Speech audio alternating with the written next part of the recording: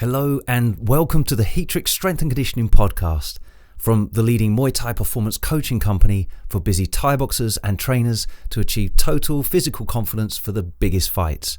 And in this episode, I'm going to discuss how fighters can get stronger.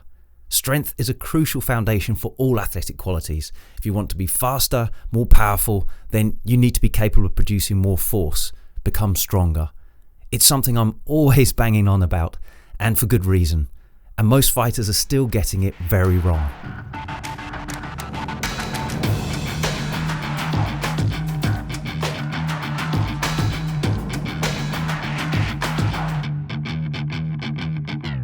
From the many questions I get from fighters, the majority still aren't training for strength, although they mistakenly believe they are. And for those that have been strength training, how do you bust through that plateau when your strength progress stalls because you're fighting so regularly, like pro member Richie Alvarez has found in Thailand? Well, let's spend this episode having a quick roundup. Firstly, strength requirements are relative. For example, a Thai boxer doesn't need the same strength levels as a wrestler. However, without a decent level of relative strength, your ultimate performance will suffer and your risk of injury increases significantly. In fact, local osteopaths and therapists refer a lot of injured clients to me that simply need strengthening to get them out of pain and move well. Strength training develops the maximum amount of force that you can produce. It's heavy and slow, whereas power training develops how explosively quickly you can apply that force against resistance. Speed training develops the maximum velocity you can move at against little or no resistance.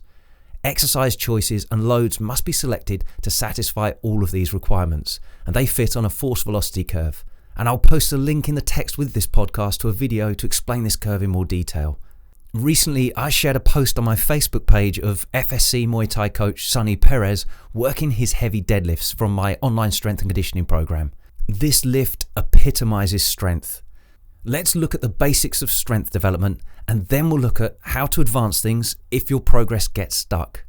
Strength training requires heavy compound lifts, so use deadlifts, squats, bench presses, shoulder presses, rows and pull-ups. Bilateral lifts, that's using both limbs together, also have a better strength training effect than single limb exercises. The 3 to 5 rule is a good start when it comes to strength training. Load those heavy compound lifts for typically 3 to 5 sets of 3 to 5 reps, taking 3 to 5 minutes rest between exercise sets, and use 3 to 5 strength exercises per session. So hopefully you can see, if you're using circuit training sessions with lower load, higher reps, less rest and a ton of different exercises, you're not going to build strength. That's a metabolic conditioning session, not a strength session. Strength training is very different, and it's why most fighters don't get stronger. They tend to want to turn all sessions into conditioning sessions, which then wastes the opportunity to build something different and vital. That 3 to 5 minutes rest between strength exercise sets is the main psychological sticking point for fighters, but we can productively shortcut this by placing 2 non-competing exercises back to back in a superset, and then resting for a couple of minutes before repeating that pair of exercises again. That means at least 3 minutes have gone by the time you return to that first exercise in the superset. A little tip: I tend to program a mobility exercise into that rest period too, to make the session even more valuable.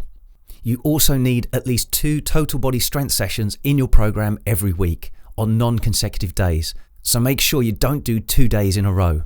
You can go 3 sessions in a week at a stretch, but most fighters struggle to fit that in around all the other cardio conditioning and Muay Thai training, and recovery can be tricky.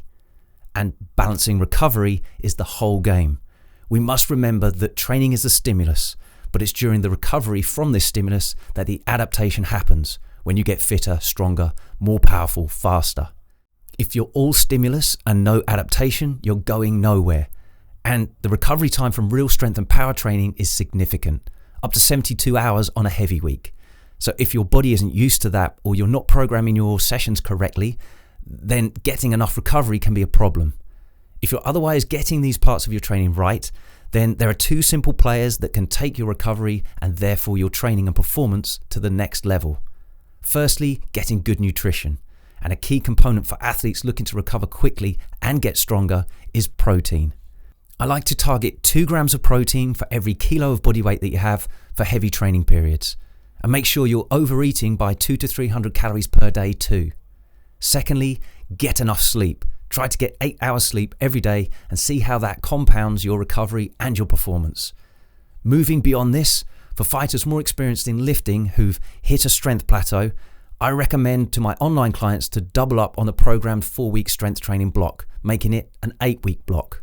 I don't recommend going for any longer than this, as the training effect diminishes. You're instead better shifting your next training block to a power or a speed emphasis to reset and make you more responsive to strength training again. For experienced lifters, I also recommend adding an extra set to the strength training exercise. So for example, if a program calls for 3 sets of 5 reps of a deadlift, then go for 4 sets of 5 reps to push up the training volume. This can increase strength gains, but only use extra sets if needed. Otherwise, it won't be an effective method when you need to bust through a strength training plateau. Also bear in mind that if you add some strength sets to your session, you'll need to take some other exercise sets away. My programs use a conjugate training method, meaning that I include exercise sets for speed, power and strength in each session.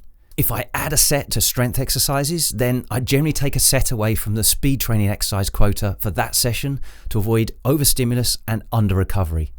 So wrapping up here, there are massive athletic benefits to be had if you manage your strength and conditioning training well, but many are still wasting the opportunity.